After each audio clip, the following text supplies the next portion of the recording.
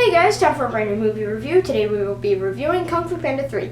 Now, I saw this movie in theaters about 2 or 3 days ago, and I just got a bit lazy, but we should probably get to reviewing the movie now. So, the basic plot of Kung Fu Panda 3 is at the J Palace, Po is being promoted to being the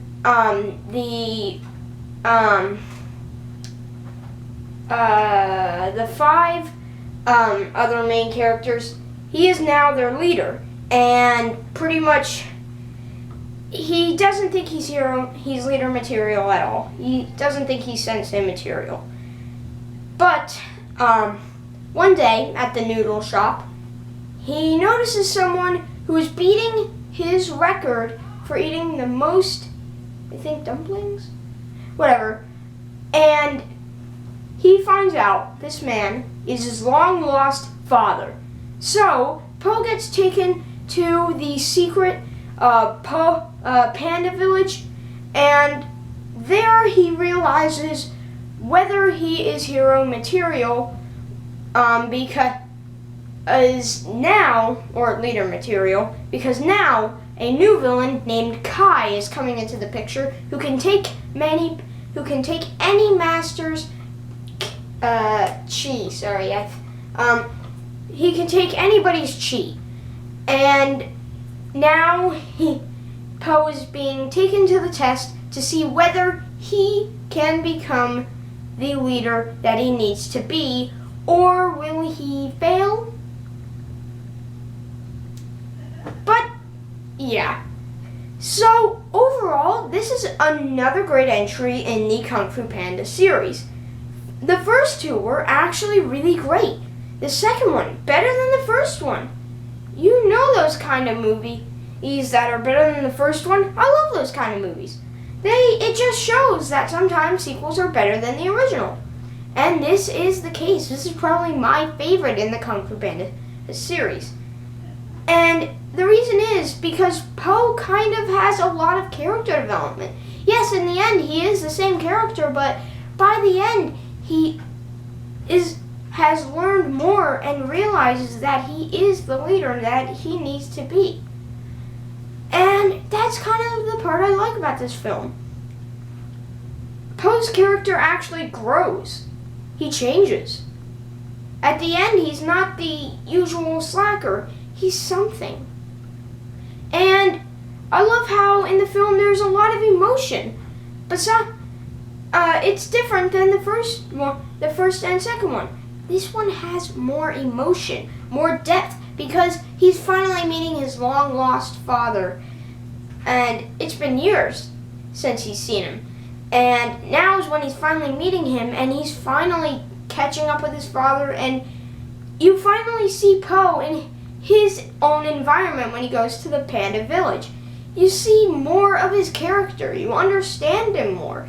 You kind of feel what he's feeling. He's feeling just super happy that he's finally in his own environment. And it's kind of fun seeing Po interact with different characters. Also, when it gets closer to the end, I love how every single one of the characters in an ending fight scene, because we all know that had to happen, all of the different pandas have their own form of fighting. And it just shows how much diversity all these pandas have. And that's the interesting part as well. All these different pandas, a lot of them have their own personality, which define them as actual characters. And the film overall has tons of great characters. All of the main characters from the originals have more depth to their character. While Po is more focused, all of the characters are well done. They feel more like characters in this movie for some reason. They're given a lot more scenes, and they're given great importance. Each character in the film has great importance. And it just shows a lot in the film. And there were some flaws.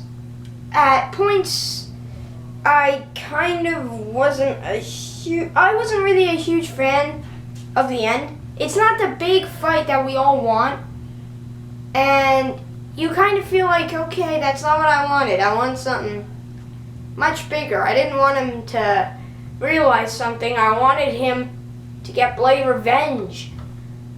But another part that I love about the film, the animation. In an animated film, you have to be careful with the animation. You have to make sure it looks great. A lot of examples of great animation, go look at a lot of Pixar films. If you want to have different forms of animation, check out the Pixar short films. They're filled with different types and different forms of interesting animation.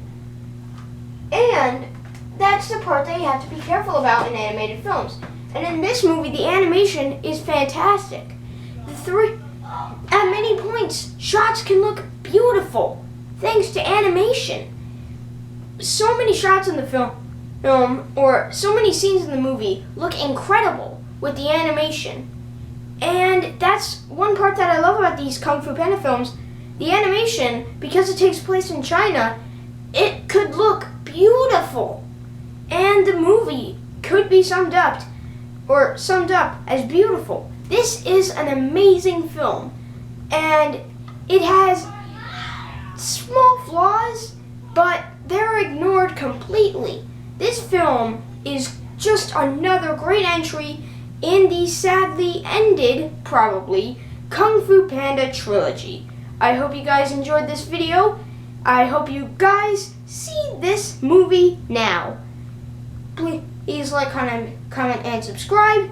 And this is Jared the Collector telling you, always trust your instincts, because sometimes movies can cheat you. My voice kind of cracked at parts in that video, so sorry.